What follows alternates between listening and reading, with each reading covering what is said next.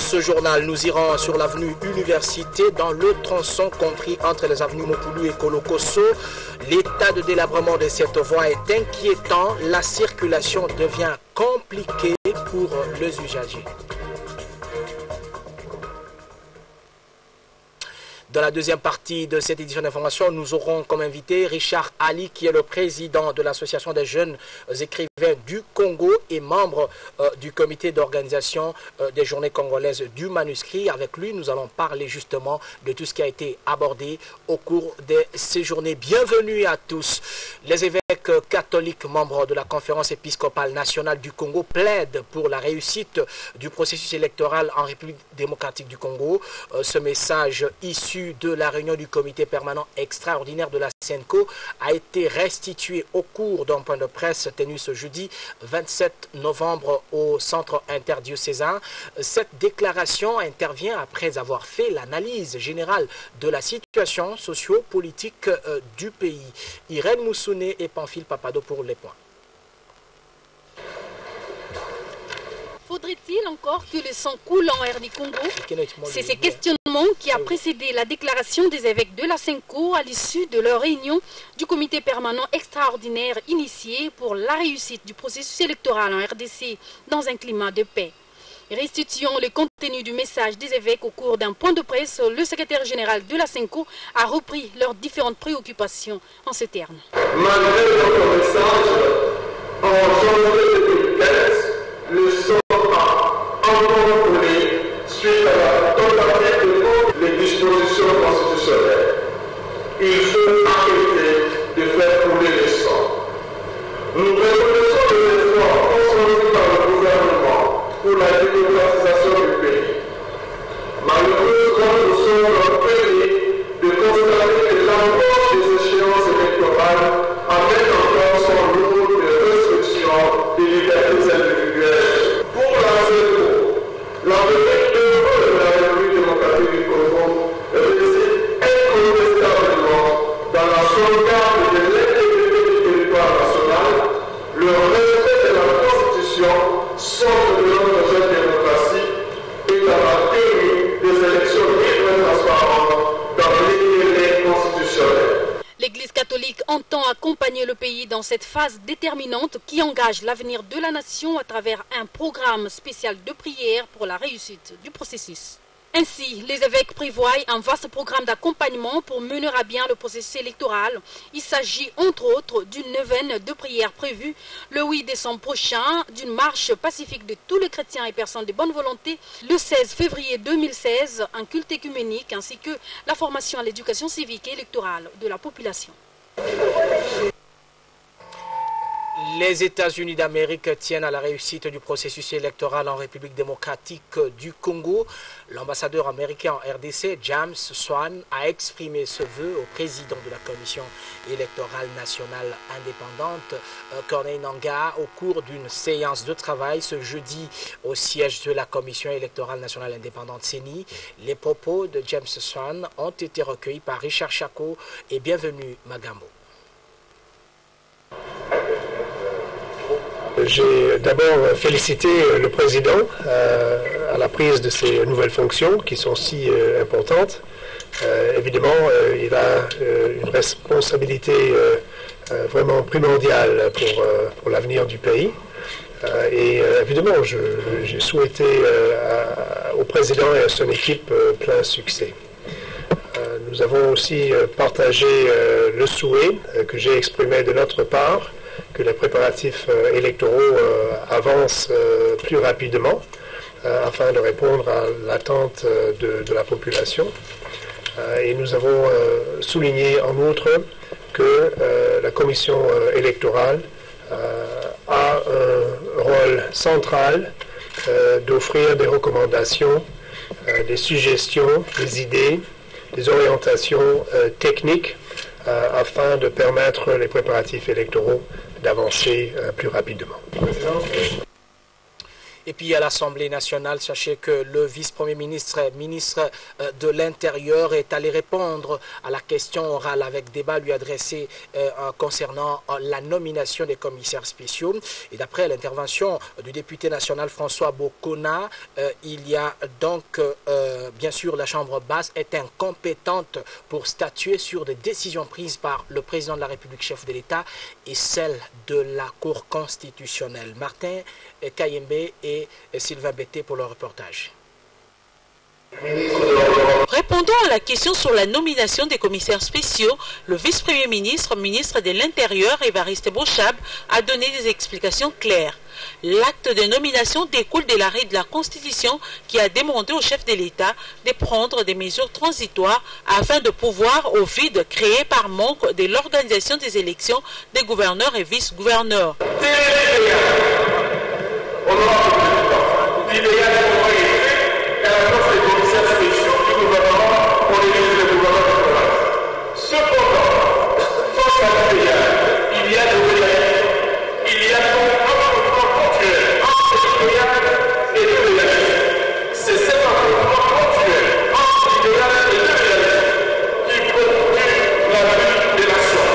Dans les débats généraux par motion incidentielle, le député national François Bokona a démontré que l'acte de nomination des commissaires spéciaux est l'œuvre du chef de l'État et de l'arrêt de la Cour constitutionnelle et que l'Assemblée nationale est incompétente de juger les actes posés par ces deux institutions de la République. À la Chambre haute, par contre, le ministre d'État au budget a présenté le projet de loi des finances de l'État exercice 2016.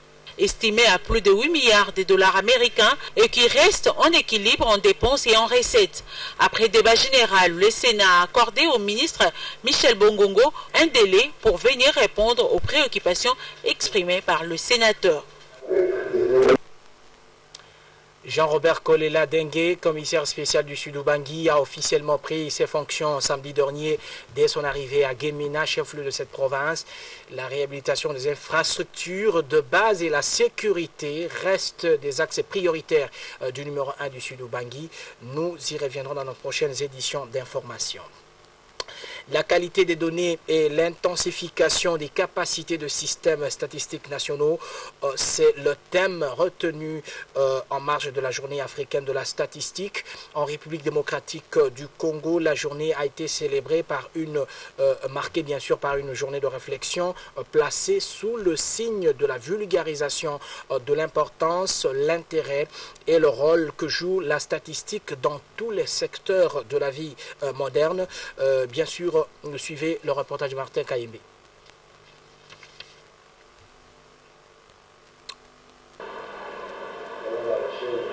La plainte du conseiller spécial du chef de l'État en matière de bonne gouvernance et de lutte contre la corruption contre 3 journaux de Kinshasa, notamment Africa News, Le Baromètre et La Cité africaine. Après avoir examiné les conclusions de l'instruction menée au niveau du secrétariat d'instruction, les membres de l'Assemblée plénière ont décidé d'adresser des observations au journal Africa News et le journal Le Baromètre, tandis qu'en ce qui concerne la cité africaine, les membres du Conseil supérieur de l'audiovisuel et de la communication ont estimé que les règles professionnelles étaient respectées par ce journal. L'acte de mesures conservatoires pris par le bureau suspendant l'émission Love Night de CCTV, les membres de l'Assemblée plénière ont entériné cette décision portant suspension pour 30 jours de cette émission qui n'existait pas du reste dans la grille des programmes de CCTV et ont demandé au secrétariat d'instruction d'inviter le directeur de programme ainsi que l'animateur pour venir présenter leurs moyens de défense en attendant que l'Assemblée plénière puisse statuer définitivement. L'animateur de l'émission Polélé Polélé, Patrick Palata, refuse d'obtempérer à cette décision du Conseil supérieur de l'audiovisuel et de la communication et le Conseil va saisir le procureur général pour faire appliquer cette décision du Conseil supérieur de l'audiovisuel et de la communication. Voilà, le reportage de Martin Kayembe pourrait vous être proposé dans nos prochaines éditions d'information, mais là vous avez suivi justement la déclaration du CESAC pour n'avoir pas respecté les règles de métier dans leur publication. Vous avez suivi publication concernant la lettre de Luzolo Bambi à l'endroit de la Cour constitutionnelle sur la réintégration de Déon Koussou et ses collègues à l'Assemblée provinciale du Congo central. Les journaux Africa News et Baromètre sont sous observation du CESAC. C'est ça qui a tenu également sa 47e session ordinaire et destinée justement à l'entérinement de la décision de suspension de 30 jours de l'émission Love Night de CCTV. Le monde entier a célébré mercredi la journée de l'élimination de toute forme de violence faite aux femmes.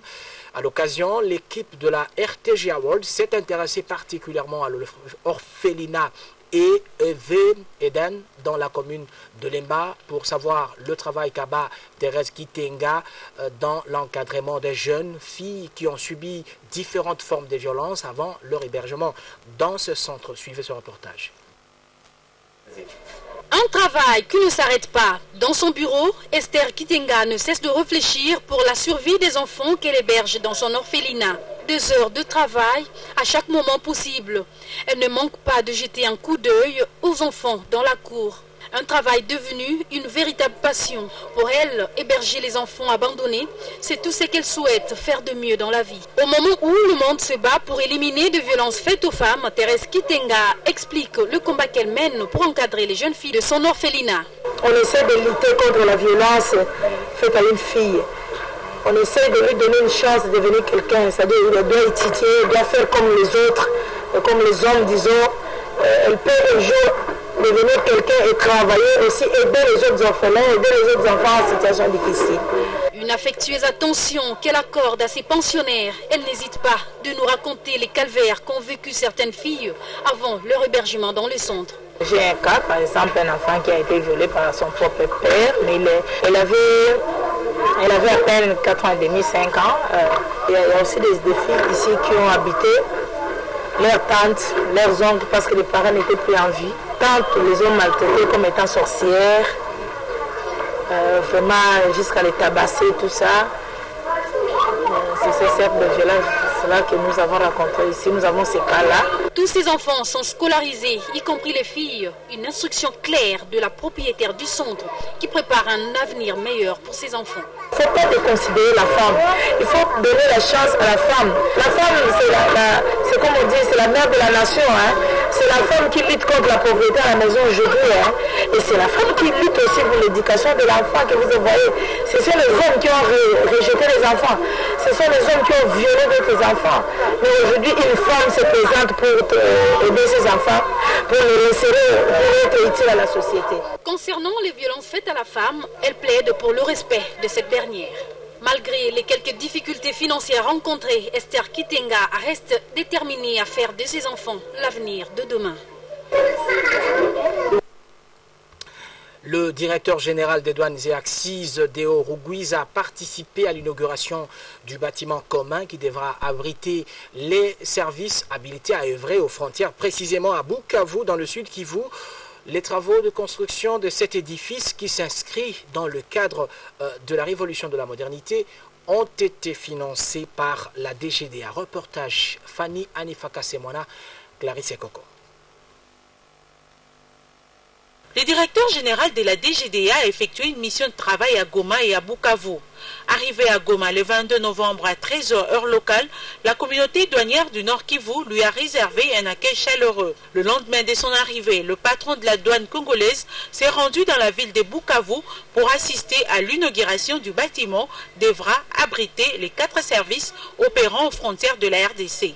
Une copropriété financée par la DGM, l'OCC, le Programme national de l'hygiène aux frontières ainsi que la DGDA. Une initiative du chef de l'État. Le vice-gouverneur de la province du Nord Kivu, après avoir coupé les rubans symboliques, a remis la clé du bâtiment au président du comité de coordination des frontières. Déo Ruguiza Maguera donne l'explication de ces gestes. Je voudrais vous dire à quel titre la clé m'a été remise ce matin. Après la cérémonie de coupure de ruban.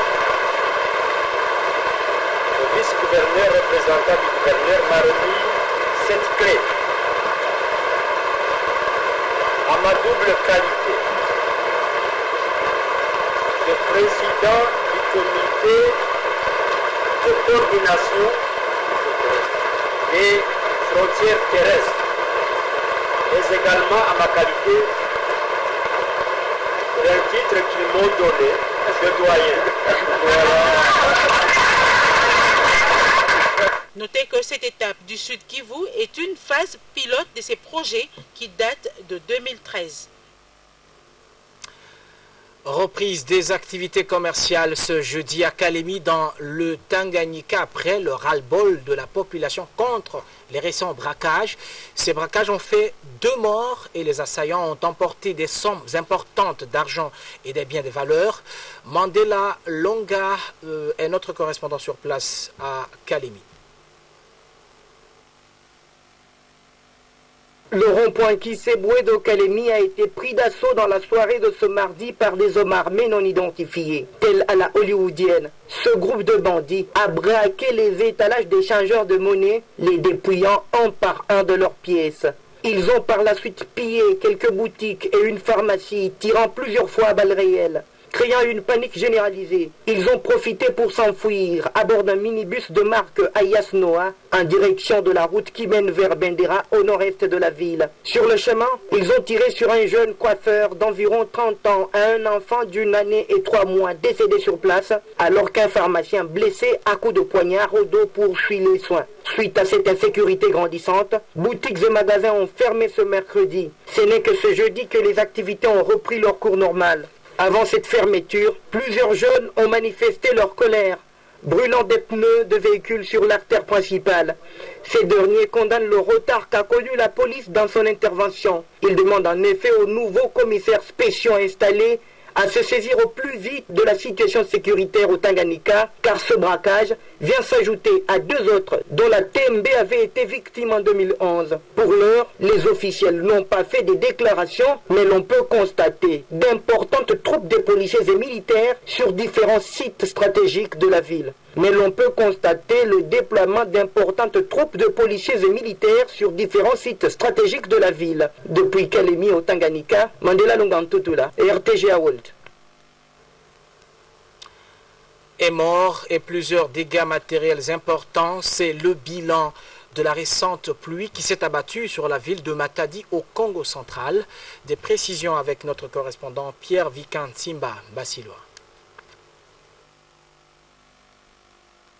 Cette pluie de plus de 3 heures, la toute première grande pluie sur la ville de Matadi depuis le 15 octobre, a endeuillé plusieurs familles dans la nuit de mardi à ce mercredi 25 novembre. Une personne trouve la mort dans la commune de Matadi et plusieurs maisons emportées par les eaux de pluie. Quoiqu'aucune perte en vies humaines n'est enregistrée dans la commune de Nzanza, mais les dégâts matériels est énorme. Les eaux de pluie en furie ont détruit 60% des étalages du grand marché de cette commune et rasé 5 échoppes et 2 maisons d'habitation et qui se sont vues être emportées avec tout leur contenu. À la base du dégât enregistré dans la commune de Nzanza, la construction anarchique des échoppes sur les grands collecteurs où se déversent les eaux venues de plusieurs quartiers de la ville. Le pire est donc arrivé lorsque la conduite bouchée par les ordures au niveau du petit pont situé à l'entrée du marché Nzanza ne savait où partir, d'où la colère des eaux sur les échoppes construites sur les collecteurs dans les limites du pont. Dans les 2 entités de la ville, l'air est au bilan pour déterminer avec précision les dégâts. De Matadi, Pierre Vikansimba Basiloa, RTGA.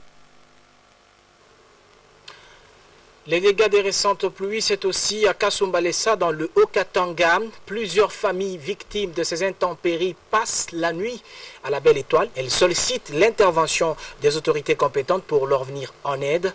Notre correspondant Jean-Claude Mukenga nous en parle. La pluie était torrentielle et violente et a plu le dimanche dernier sur toute l'étendue de Kasumbalesa. À Whisky, un quartier situé à 7 km de la douane, c'était de tempêtes, tonnerres et tourbillons.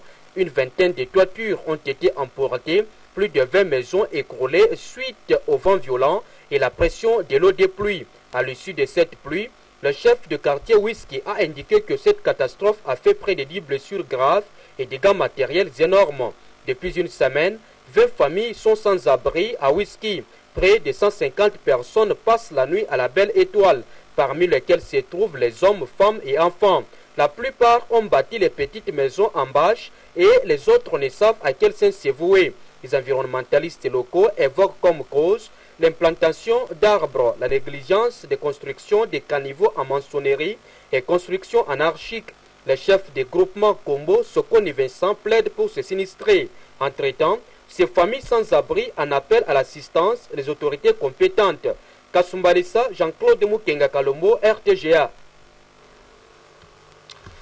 Nous l'avons dit au sommaire de cette édition d'information, la route de l'université dans son tronçon compris entre les avenues Mopulu et Kolokoso connaît une dégradation inquiétante. De gros nids de poules ont complètement défiguré la chaussée. Conséquence, la circulation est troublée, voire bloquée.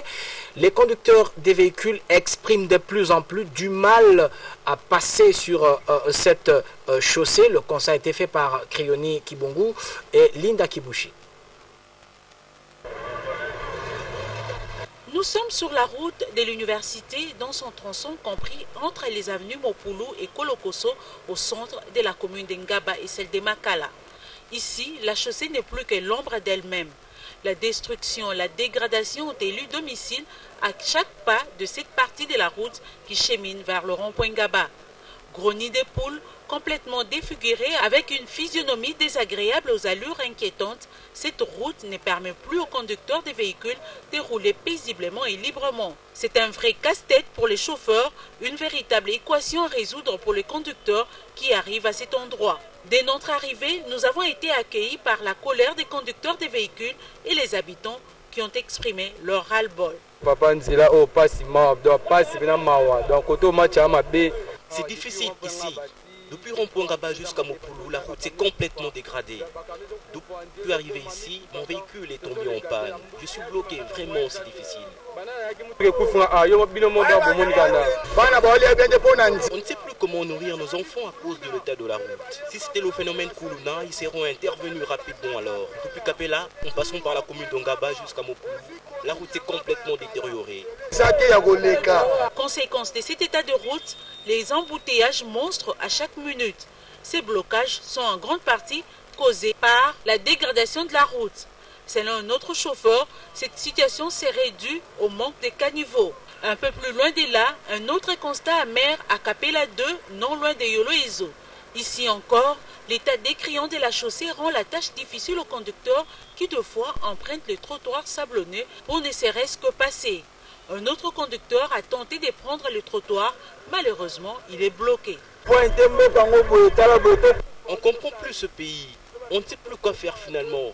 Nous les chauffeurs, nous souffrons énormément. Au niveau de Mopulu, tout s'est détérioré. Et à Kapela même, on ne sait plus quoi faire. Pourquoi on les a votés? À force de fuir la chaussée, les conducteurs ont transformé les trottoirs sablonneux en boue. La saleté a aussi élu domicile à cet endroit et présente une image désagréable. Sortez vos manuscrits et vos écrits de livres en souffrance. Cet appel a été lancé à tous les Congolais pendant 2 jours. C'était lors des journées congolaises du manuscrit organisées à Kinshasa à l'Académie des Beaux-Arts. À la clôture de ces assises, le ministre de la Culture et des Arts a annoncé plusieurs autres activités que projette le gouvernement de la République dans le domaine de la culture. Je vous propose de le suivre. C'est à son honneur.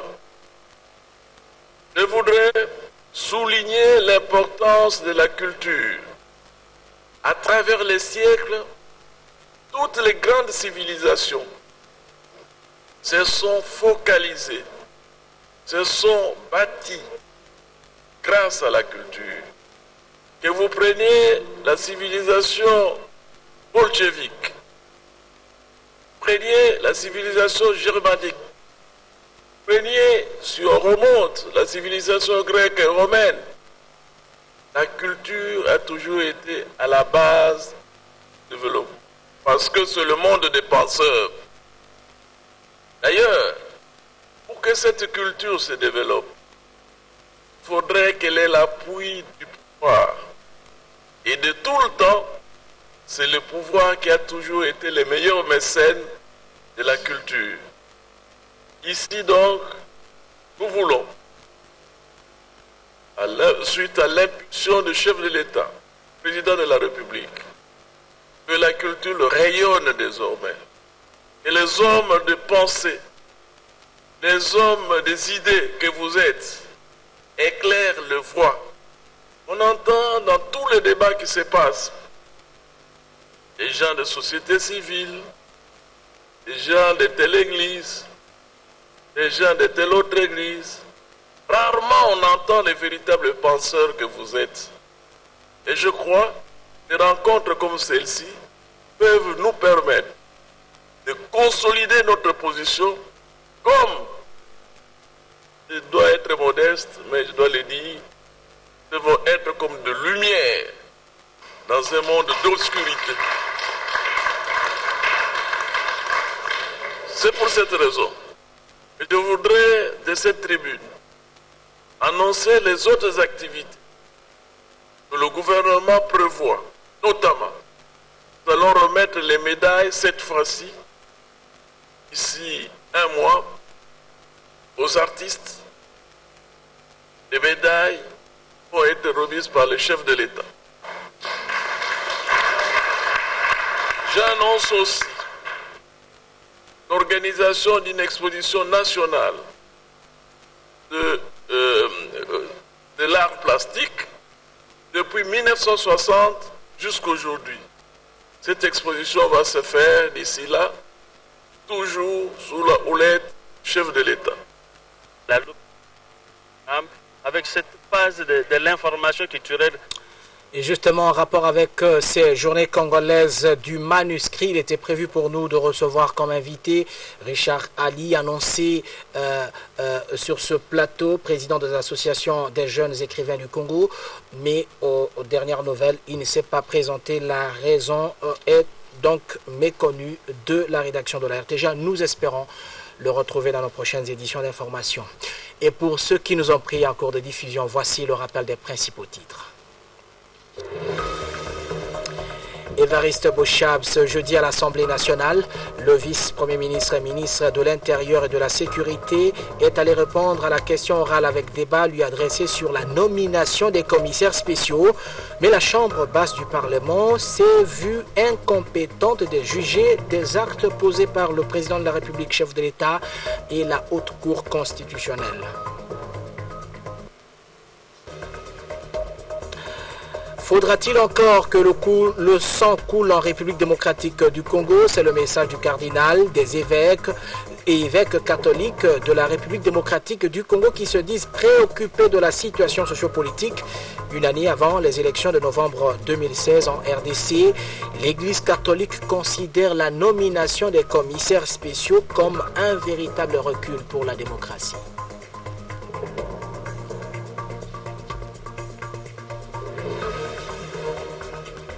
Enfin, vous avez vu, nous avons été à l'avenue de l'université dans le tronçon compris entre les avenues Mopulu et Kolokoso.